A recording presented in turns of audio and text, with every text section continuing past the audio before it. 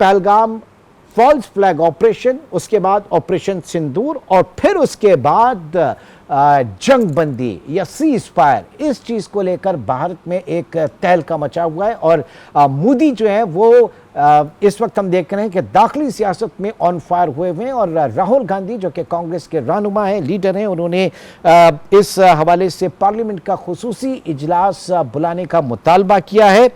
और साथ ही साथ इस वक्त जो इंटरनेशनल जरीदे जो हैं वहाँ पर भी बड़ी खिंचाई हो रही है इस वक्त इंडिया की और मोदी की। और ये कहा जा रहा है कि जनाब इस वक्त फौरी तौर पर मोदी ने अपने आप को बचाने के लिए जो मकासद थे उनमें नाकामी के बाद फायरबंदी की तरफ तो वो आ गए, लेकिन इसका जो बैकलैश खुद उनके ऊपर पड़ेगा, उनकी सियासत पे पड़ेगा, वो भी दुनिया देखेगी।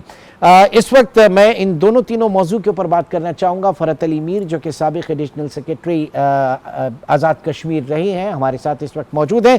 बहुत बहुत शुक्रिया फरहत अली मीर साहब। सबसे पहले तो ये जानना चाहेंगे कि 10 मई को जो कुछ भी हुआ, दुनिया इसे किस तरह से देख रही है, आज़ाद कश्मीर इसे किस तरह से देख रहा है, मकबूजा कश्मीर की आवाम इसे किस तरह से देख रही है, यहाँ से ज़रा इब्तिदा करते हैं अपने डिस्कशन का।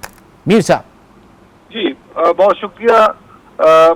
देखें, आपने अपने इंट्रो में बहुत सी चीज़ों को वाज़ह किया है कि ये जो फॉल्स फ्लैग पहलगाम का फॉल्स ऑपरेशन था, उनका फॉल्स फ्लैग ऑपरेशन था, उसके बाद ऑपरेशन संदूर और उसके बाद उनकी जो सारी जो है वो कार्रवाई जो है जारियत जो है उसका भरपूर जवाब दिया गया है।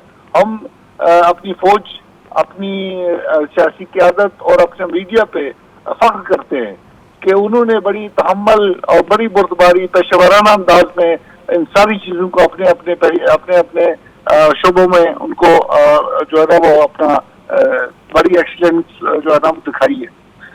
देखना यह है कि अब जंगबंदी तो हो चुकी है। हमारा अब जो एज ए कश्मीरी हम देखते हैं, एक तो बड़ा खुशाइद बात यह है कि पाकिस्तान ने बड़ा भरपूर जवाब दिया है। पाकिस्तान की फौज ने बड़ी बहादुरी के साथ, बड़ी दाशमंदी के साथ, पेशेवराना अंदाज से उनका भरपूर उनके दाम खट्टे किए हैं, भरपूर दंदान शिकन जवाब दिया है। लेकिन अब जो मौका हमें मिला है फॉर्चुनेटली, वो ये है कि अमेरिका के सदर जो है उन्होंने मसला कश्मीर जो बुनियादी तनाज़ा है दोनों मुल्कों के अंदर, और जिसमें कश्मीरी जो है वो फर्स्ट विक्टिम है, और हमेशा जो है विक्टिम के तौर पर हमारा लाखों शहीद हो चुके हैं, हजारों जो है ना जाने जो है ना वो इस आज़ादी की और मकबूजा भारत की तसल्लुत की से निजात के लिए कुर्बान हो चुकी हैं। तो अब ये मौका है पाकिस्तान के लिए, और पाकिस्तान और दुनिया को अब ये पावर है कि हिंदुस्तान जो है वो एक जारा मुल्क है, एक मकबूजा कश्मीर का गासिब है। तो इसलिए ये मौका किसी तरह भी जाया नहीं होना चाहिए, और हमें मुज़ाकरात की टेबल पर नंबर 1 मसला कश्मीर, नंबर 2 जो उसने वाटर इंडस वाटर ट्रीटी की जो खिलाफ वर्जी को और उसको सस्पेंड किया है। और यही नहीं, हिंदुस्तान ने कभी भी अपने वादों पे, अपने एग्रीमेंट्स के ऊपर जो बायलैटरल इनकी एग्रीमेंट्स है, कभी भी उसको पास नहीं रखा। तो ये अब इंटरनेशनल गारंटीज होनी चाहिए कि हिंदुस्तान और पाकिस्तान के दरमियान जितने भी हमारे माहिर इंटर बायलैटरल हैं, उनकी गारंटी जो है वो इंटरनेशनल जो कम्युनिटी जो है वो उसकी गारंटर बने, सलामती कौंसिल पे गारंटर लेकिन बने। लेकिन सर आप भारतीय मिजाज भी समझते हैं, वहां की हुकूमत चाहे वो कांग्रेस हो या फिर बीजेपी की हुकूमत हो, एक स्टेटेड पॉलिसी जो कश्मीर के हवाले से लेकर चलते हैं कि जनाब कोई थर्ड पार्टी नहीं होनी चाहिए, कोई थर्ड कंट्री इंटरवेंशन नहीं होनी चाहिए, मदाखलत नहीं होनी चाहिए। Particular segment of Indian media जो है वो भी अभी इस तरह की बात कर रहा है। तो ऐसे में ये कितना बड़ा पॉलिसी चेंज होगा अगर इसके ऊपर अमेरिकी सदर, क्योंकि अब तो वाज़ेह तौर पर उन्होंने भी कहा कि कश्मीर समेत दीगर जो मसाइल हैं उनके ऊपर भी हम बात करना चाहेंगे, उनको हल करना चाहेंगे, और इसका बैकलैश जो है वो खुद इंडियन पॉलिटिक्स के ऊपर क्या आप देख रहे हैं? जी, मैं ये गुजारिश करता हूँ कि ये जो टर्मिनोलॉजी थी, ये जो था हमेशा से कि हमारा शिमला एग्रीमेंट वो ये कहता है कि मसला कश्मीर समेत बाकी मामला, हम ये कहते हैं ये सब समेत नहीं, जो बुनियादी तनाज़ा है जिसके ऊपर हम पर्दा की सलामती कौंसिल की करारदादें मौजूद है। अब इसमें इफ एंड बट्स वाली बात तो नहीं है ना। बात यह है कि वो तो जो कांग्रेस हो या अपना बीजेपी हो, कोई भी हिंदुस्तान की मसला कश्मीर के ऊपर उनका एक जैसा मौकफ है। वो कभी भी इस बात पे अक़वाम मुत्तहिदा की करारदादों को जो मुसल्लम करारदाद है वो खुद इंडिया की इनिशिएशन के ऊपर या उन्होंने खुद दरवाजा खटखटाया था अक़वाम मुत्तहिदा का, वो करारदादें मुसल्लम करारदादें हैं, इंटरनेशनली एक डिस्प्यूटेड टेरिटरी तस्लीम शुदा है।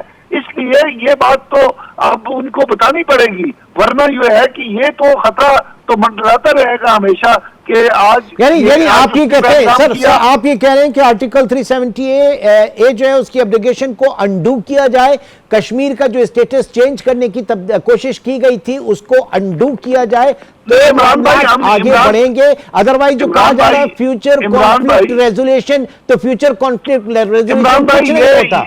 ये जो है आर्टिकल 370 हिंदुस्तान के कॉन्स्टिट्यूशन का एक मैकेनिज्म था, ठीक है जी, उससे हमें कोई गरज नहीं है, उसको करना है तो वो बात जरूर करे।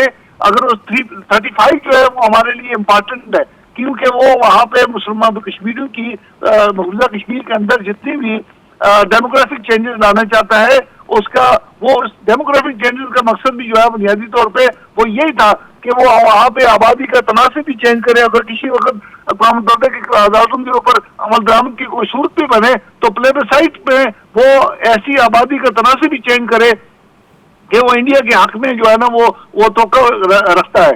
लेकिन हमें उस इस स्टेज पर उन मुतालबात के ऊपर नहीं जाना, हमने जाना है सलामती कौंसिल की 12 दर्जन बार करारदादें हैं और उनके अंदर मैकेनिज्म जो है डेमोक्रेटिक डिस्पोजिशन जो है वो भी तय है।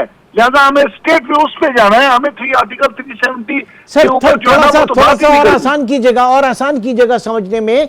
यानी आप क्या, अगर मैं ये समझूं कि 19 अगस्त या अगस्त 2019 से पहले की जो पोजीशन थी कश्मीर की उसके ऊपर लेकर आया जाए, या आप कुछ और क्या कह रहे हैं? इमरान भाई, हमें 5 अगस्त 2019 से पहले वाली पोजीशन जो है वो भी एक्सेप्टेबल नहीं है। आप देखें 1988 से लेके और जो है मुसलसल जो है हिंदुस्तान ने तारीख आज़ादी कश्मीर को दबाने के लिए, कश्मीरियों की आवाज को दबाने के लिए तो उन्होंने हजारों जो है वो हमारे नौजवानों को शहीद किया है।